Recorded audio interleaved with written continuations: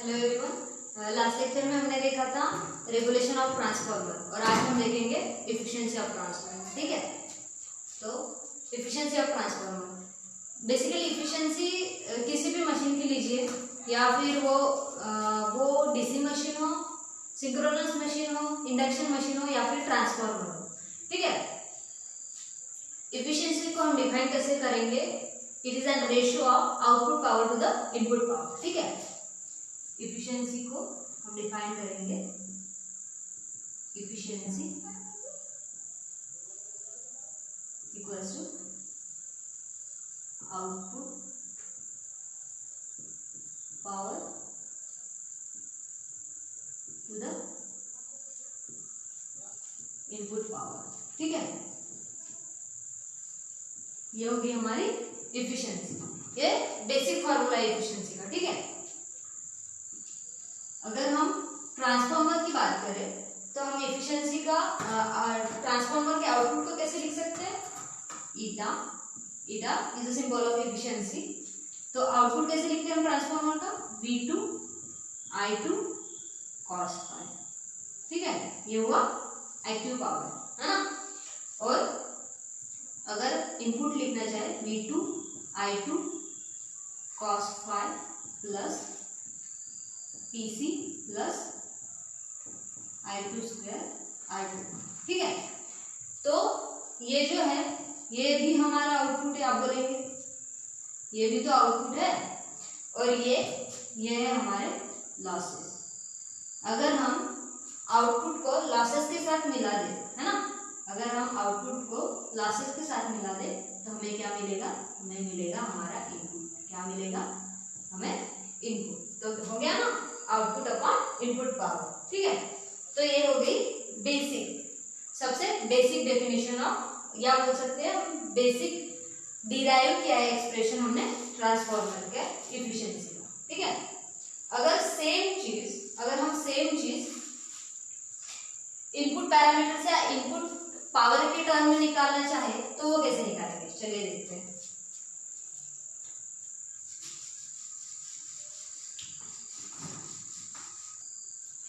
तो input power के term में कैसे लिखेंगे उसे? ठीक है ना, अगर eta equals to input power minus losses upon input power. ठीक है ना, अगर इसे थोड़ा सा रीअरेंज करें तो हमें क्या मिलेगा? Eta equals to 1 minus losses upon input power,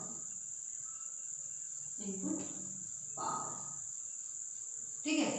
तो ये हो गया, हमने क्या निकाला? पहले आउटपुट पावर के टर्म में निकाली एफिशिएंसी, अभी निकाले इनपुट पावर के टर्म में। ठीक है, तो ये सारी चीजें होगी बेसिक। क्या होगी? ये सारी चीजें बेसिक होगी। ठीक है, तो अभी थोड़ी सी थ्योरेटिकल चीजें देख लेते हैं इफिशिएंसी के बारे में।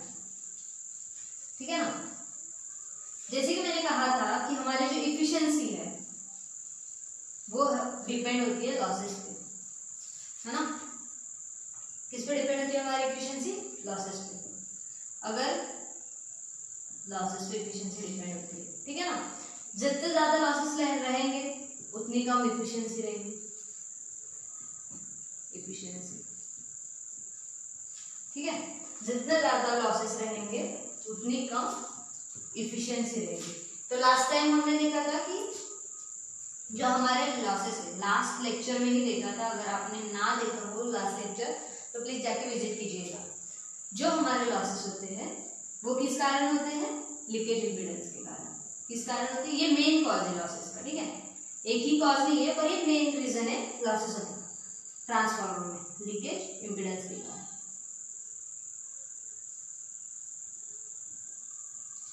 किस कारण हमारे लॉसेस हो रहे हैं? Leakage impedance. और ये लीकेज इंपीडेंस के कारण जो है वो हमारे E1 एंड E2 को अफेक्ट करते हैं। किसे?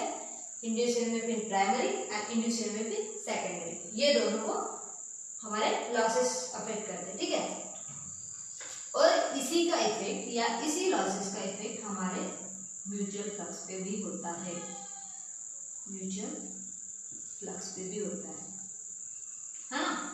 अगर हम म्यूचुअल फ्लक्स की बात कर रहे हैं तो हमारे जो लोड है वो हम दो प्रकार के लोड कंसिडर करते हैं। First, leading power factor load, leading power factor load है ना। और सेकंड अगर कंसिडर करें तो वो है लैगिंग पावर फैक्टर लोड। क्या है? Lagging power factor load. अगर हम बात करें लैगिंग पावर फैक्टर लोड की, तो ये जो हमारा म्यूचुअल फ्लक्स है, म्यूचुअल फ्लक्स है वो रिड्यूस होता है, या आप बोल सकते हैं रिड्यूस से अच्छा डिक्रीज होता है। क्या होता है? डिक्रीज होता है। और सेम थिंग अगर लीडिंग पावर फैक्टर लोड को कंसीडर करें तो हमारा जो म्यूचुअल फ्लक्स है वो इंक्रीज होता है। क्या होता है?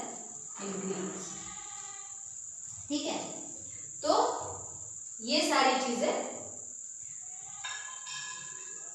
अफेक्ट करती है लॉसेस के कारण। ठीक है, या म्यूचुअल फ्लक्स अफेक्ट कर जाता है लॉसेस के कारण।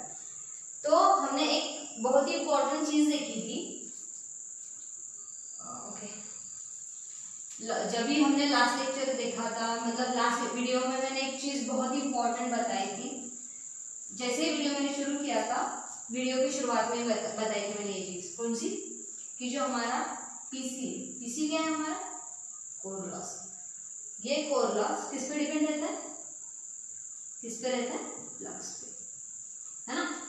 ये कोर लॉस फ्लक्स पे डिपेंड रहता है। और जो हमारा ओहमिक लॉस, ओहमिक लॉस, ये जो हमारा ओहमिक लॉस है वो लोड करंट पे डिपेंड रहता है। किस पे? Load current. ठीक है ना। और जो मैंने अभी बताया था कि जो हमारा म्यूचुअल फ्लक्स, क्या है?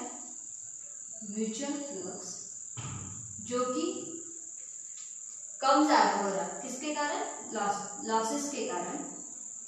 लीडिंग पावर फैक्टर लोड ले, लीडिंग पावर फैक्टर लोड, उसमें क्या हो रहा है? हमारा इंक्रीज हो रहा है, ये इंक्रीज हो रहा है। ठीक है। और अगर हम लैगिंग पावर फैक्टर लोड ले, लैगिंग पावर फैक्टर लोड ले, तो उसमें हमारा डिक्रीज हो रहा है। ठीक है ना। क्या हो रहा है? डिक्रीज। ये जो इंक्रीज और डिक्रीज हो रहा है, या फिर इसे बोल सकते हैं ये जो चेंज हो रहा है, ये जो चेंज हो रहा है ये 2 to 3% हो रहा है, जो कि बहुत ही कम है। क्या है? बहुत ही कम। तो इसे हम निग्लेक्ट कर सकते हैं। क्या कर सकते हैं? हम इसे निग्लेक्ट कर सकते हैं। ठीक है।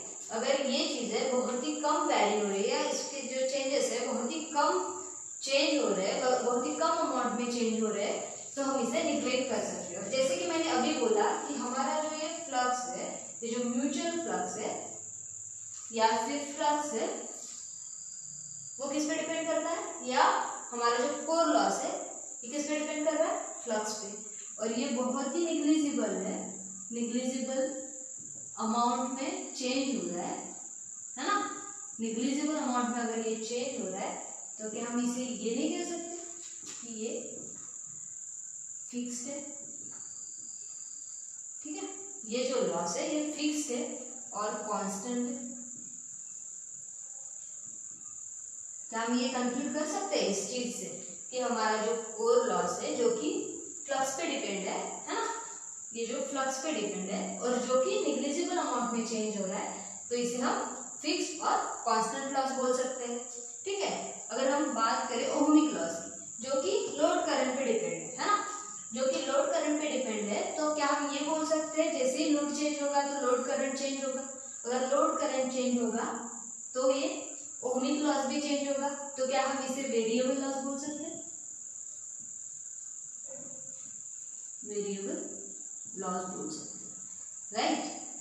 तो इस प्रकार ये जो हमारा कोर लॉस है या फिर ओहमिक लॉस है हमारे एफिशिएंसी पे इस प्रकार अफेक्ट करता है। ठीक है, जो अगर हमारा कोर लॉस बढ़े या कोई भी लॉस बढ़े, ये दोनों मेन लॉसेस है, अगर ये कम ज्यादा हो तो ये तो फिक्स है, अगर ये चेंज हो रहा तो हमारी एफिशिएंसी, अगर बढ़ा तो एफिशिएंसी कम होगी और कम हुआ तो एफिशिएंसी बढ़ेगी। ठीक है, ये हो गया थ्योरेटिकल पार्ट। चलिए आगे बढ़ते हैं। अगर आपको एग्जाम में एफिशिएंसी निकालने के लिए डायरेक्ट ना पूछा जाए, अगर आपको बोला जाए कि आप एफिशिएंसी पर यूनिट में निकालें, है ना, अगर आपको बोला जाए कि एफिशिएंसी पर यूनिट में निकाले तो आप कैसे निकालेंगे? चलिए देखते हैं। एफिशिएंसी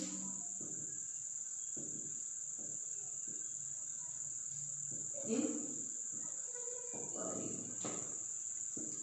ठीक है, अगर हमें एफिशिएंसी पर यूनिट में निकालने के लिए बोला जाए तो पहले तो हमने एफिशिएंसी कैसे निकाले थे? V2 I2 cos ∅2 upon V2 I2 cos ∅2 plus PC plus I2 square R2। ठीक है, ऐसे निकाले थे। अगर हमें बोला जाए कि पर यूनिट में निकालो तो सिंपल सा फंडा यूज करना है, बस इसे डिवाइड करना है, डिवाइड बाय V2 I2, तो हमें क्या मिलेगा? Theta equals to V2 I2 cos ∅2 upon V2 I2, sorry, we have already divided by this term, so this will get cancelled. So what we have now? Just cos ∅2 plus यहाँ पे क्या बचेगा? PC upon V2 I2 and here I2 square R2 upon V2 I2। ठीक है, तो अगर आपको बोला जाए कि एफिशिएंसी आप पर यूनिट में निकाले तो आप ऐसे निकाल सकते हो। ठीक है, तो ये जो टर्म है, ये दोनों टर्म क्या है ना, ये भी तो सवाल आ सकता है आपको। ये PC है, ये है पर यूनिट कॉपर लॉस, ये है पर यूनिट कॉपर लॉस, और वो जो है PC bye V2 I2, sorry हाँ, और ये जो है सेकेंड टर्म आपकी I2 square R2 upon V2 I2, ये है आपका पर यूनिट इक्विवेलेंट रेजिस्टेंस। क्या है? Per unit equivalent resistance. ठीक है ना, ये है आपका पर यूनिट इक्विवेलेंट रेजिस्टेंस। ठीक है, अगर आपको पर इक्विवेलेंट रेजिस्टेंस ये टर्म क्या है पता नहीं, तो आप मेरा जो वीडियो है इक्विवेलेंट सर्किट वाला, तो प्लीज जाके चेक कीजिएगा, ताकि आपको ये जो टर्म्स है इसकी अच्छे से जानकारी हो। ठीक है, ये तो हो गया एफिशिएंसी पर यूनिट। अगर आप यूजी के स्टूडेंट हो तो आपके यूनिवर्सिटी एग्जाम जो होते हैं वहाँ पे एक हमेशा एक क्वेश्चन आता है, find the efficiency, find maximum efficiency, right. तो वो ये एक ऐसा क्वेश्चन है जो हमेशा यूनिवर्सिटी के एग्जाम में आता है। ठीक है, तो चलिए देखते हैं मैक्सिमम एफिशिएंसी किस प्रकार निकालते हैं।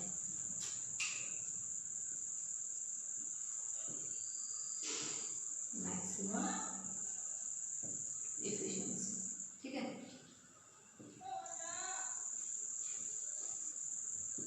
चलिए देखते हैं। अगर आपको मैक्सिमम एफिशिएंसी निकालनी है तो सिंपली कुछ नहीं करना है, पहले तो एफिशिएंसी का फॉर्मूला लिख लीजिएगा, V2 I2 cos ∅2 upon V2 I2 cos ∅2 plus PC plus I2 square R2। ठीक है, फिर इसे बस डिफरेंशिएट कीजिएगा, ठीक है, विथ रिस्पेक्ट टू I2 और इक्वेट कीजिएगा 0 से, ठीक है, अपॉन dI2 इक्वल्स टू 0, ठीक है।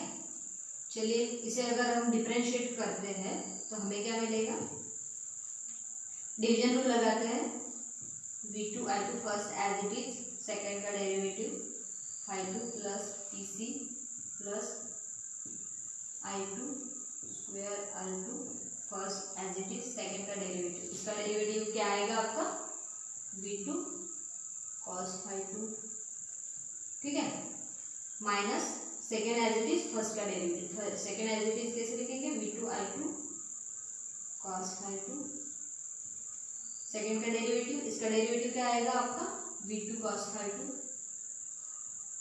ये तो PC तो कांस्टेंट है तो इसका डेरिवेटिव 0 आएगा, प्लस इसका डेरिवेटिव क्या आएगा 2 I2 स्क्वायर I2, ठीक है, और अपॉन में डिनोमिनेटर आपका एज इट इज रहेगा V2 I2 cos phi2 plus PC plus I2 square I2।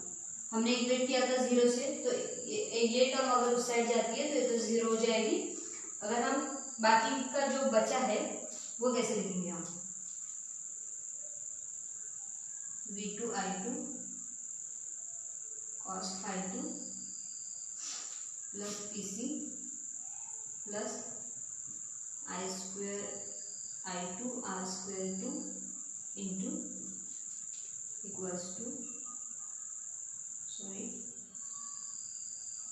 V2 cos phi2 equals to V2 I2 cos phi2 V2 cos phi2 plus 2 I2 square I2, ठीक है, sorry it's not a square, right, या so हमें क्या मिलेगा यहाँ पे, अगर हम सारी चीजें कैलकुलेट करें या फिर कुछ टर्म्स कैंसिल हो जाएगी और एंड में हमें मिलेगा PC equals to I2 square R2, ठीक है, क्या मिलेगा हमें PC स्क्वायर I2 R2, क्या मिल रहा हमें final PC equals to I2 square R2। तो ये PC क्या है हमारा, ये है हमारा कोर लॉस, क्या है हमारा कोर लॉस, जिसे हम बोल सकते हैं आयरन लॉस, ठीक है। ये क्या है हमारा ओहमिक लॉस, क्या है हमारा ओहमिक लॉस, जिसे हम क्या कहते हैं कॉपर लॉस, है ना। तो हमें कंडीशन क्या मिलती है मैक्सिमम एफिशिएंसी की, अगर हमारा copper iron loss equals to जब कॉपर लॉस होगा तब हमें मैक्सिमम एफिशिएंसी मिलेगी, ठीक है। अगर आपको न्यूमेरिकल आता है तो आपको I2 की भी वैल्यू कैलकुलेट करनी पड़ेगी, तो I2 की वैल्यू हमें क्या मिलेगी PC अपॉन R2, ये हो गया आपका I2 की वैल्यू और आपको मिल गई मैक्सिमम एफिशिएंसी, ठीक है। अगर आपको वीडियो अच्छा लगा हो तो प्लीज़ लाइक कीजिएगा, अगर आप चैनल पे नए हो तो प्लीज़ चैनल को सब्सक्राइब कीजिए, अगर आपको कोई भी डाउट हो तो प्लीज़ कमेंट बॉक्स में कमेंट कीजिए। Thank you for watching.